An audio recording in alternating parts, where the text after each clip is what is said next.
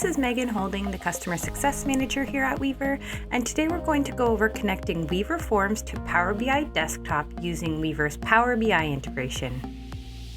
So to begin, open Power BI Desktop on your computer and tap Get Data. Then tap OData Feed. Next, you will add your OData URL, which will be provided to you by your Customer Success representative.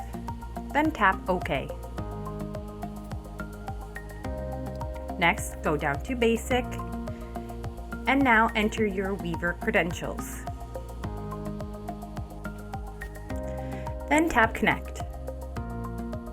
Next, add a check mark beside each form you want to pull into Power BI. Then tap Load. And that's it.